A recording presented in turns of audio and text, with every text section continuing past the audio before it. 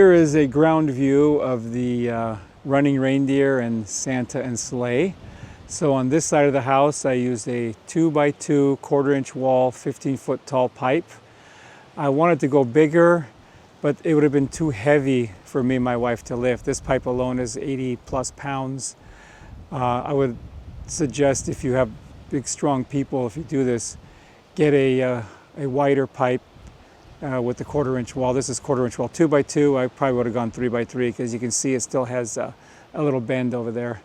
But it's holding, and it's going to be super windy these next 3 days, so we're really going to see how it's holding. You can see they are shaking a little bit from the wind.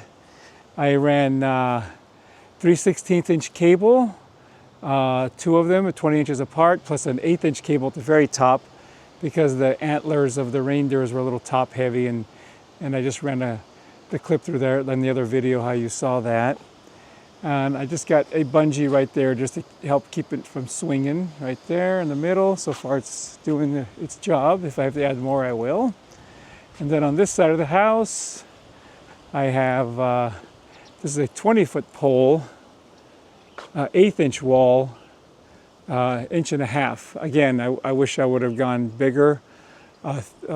Bigger pole, thicker wall, but it would have been like this at 20 foot. It would have been like 100 something pounds, and trying to lift that up by myself. I'm an old fart at 61 years old, so I just compensated by running that guy wire down to some pigtails, or 16-inch pigtails I picked up from Home Depot, ground anchors, and they are rated at 425 or 500 pounds roughly each. So I ran 2 of those and I tightened it. But again, see, it's still got that nice little bend up there.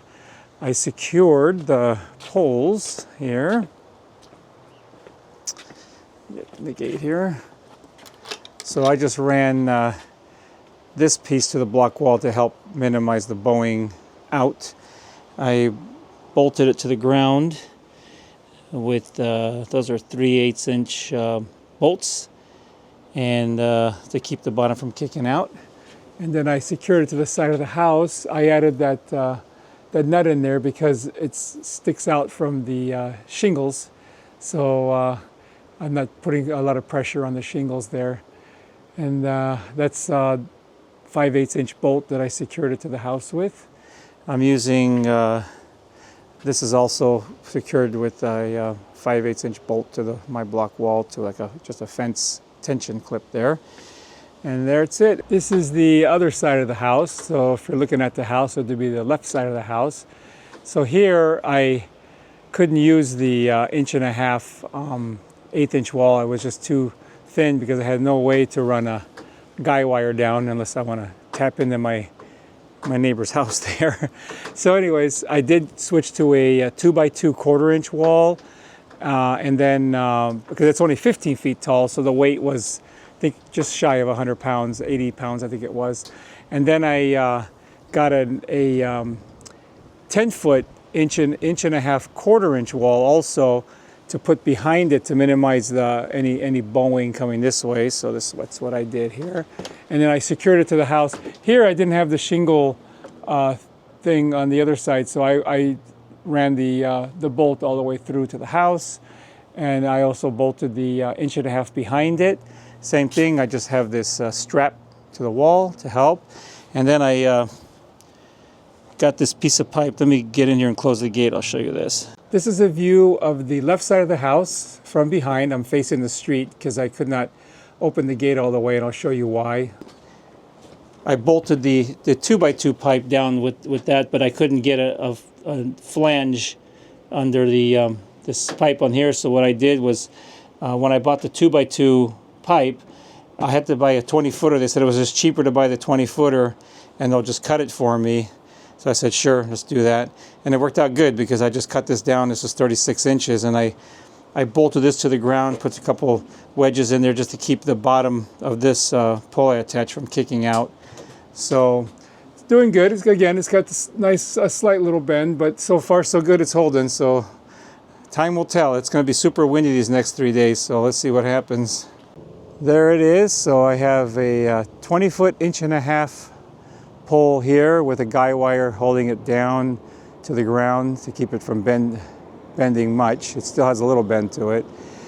And then I have two 3/16 inch cables, 20 inches apart, and then one 1/8 inch cable across the top to keep the antlers, because he was a little top heavy there. So the cables run all the way across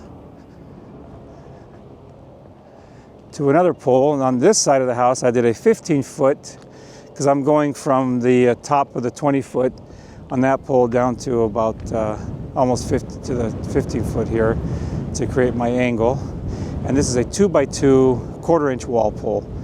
And so again, it still has a little bending to it, but it's holding good so far. We'll see what happens. Santa and his running reindeer are finally done. After a lot of trial and error, we finally figured it out. I just thought, oh, get 2 poles, run some wires, and everything's good, but that was not the case. So it started out with, this is an 1.5 inch, 1/8 inch wall steel pole. I should have gone with a bigger pole and a thicker gauge to maybe 1/4 inch, but you can see it still has a slight bend to it, but I did run that guy wire all the way down there. I got 2, they're big old like pig's tail ground anchors. They hold 500 pounds each, so I got 2 in there to pull it back. I used 5/8 inch eye bolts and 1/2 inch turnbuckles and 3/16 inch wire. So I have a lower one, they're 20 inches apart, and I'm going up almost 10, well, that's a 20-foot pole, so it's almost to the top of the 20-foot pole there. And then I ran a smaller 1/8 inch wire, I'll show you why, for the antlers of the reindeer. To secure the reindeer in Santa's sleigh, I found these clips here.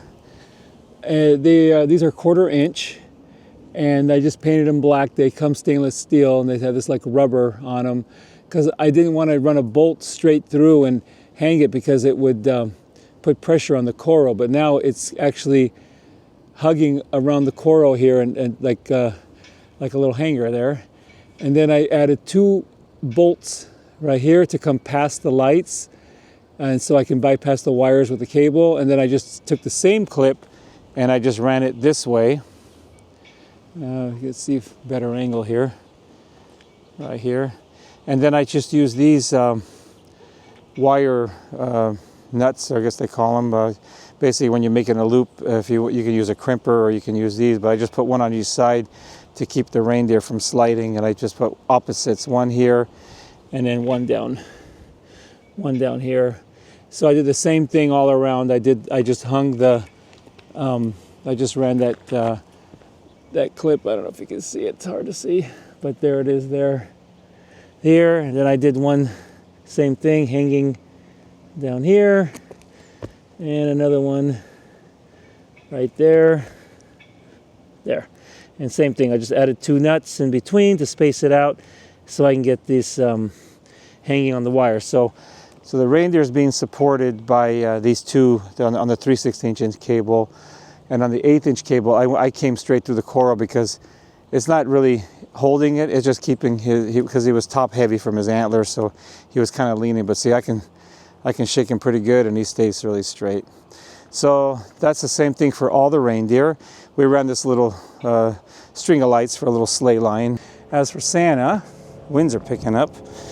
As for Santa here, same thing. I couldn't hang him, but that's okay, because he's sitting on the ground, so just his front's coming up a little bit. So the part that does hang, I was able to get one of those clips to duplicate that right here, like I did on the reindeer. And then for the bottom, I just ran the clip there and a clip there, and then I did a clip up here to just keep him from going forward and backward. I want to show you the awesome job my wife did with the wiring on these reindeers. So each reindeer is 500 pixels, so it takes two extension cables. So they're 250 pixels, 250 pixels. So 2 wires for this reindeer, 2 wires for this reindeer. And she just ran them all along the bottom cable and zip tied them really nice. And then she also started from Santa and came this way. And then she had them all come down the middle right here. If you can see, you get out of the sun here.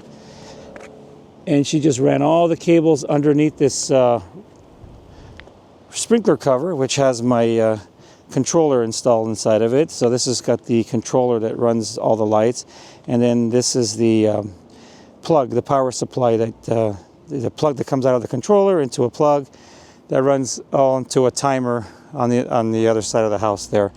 But nice and clean, and at night you don't see anything. It's so clean and so nice.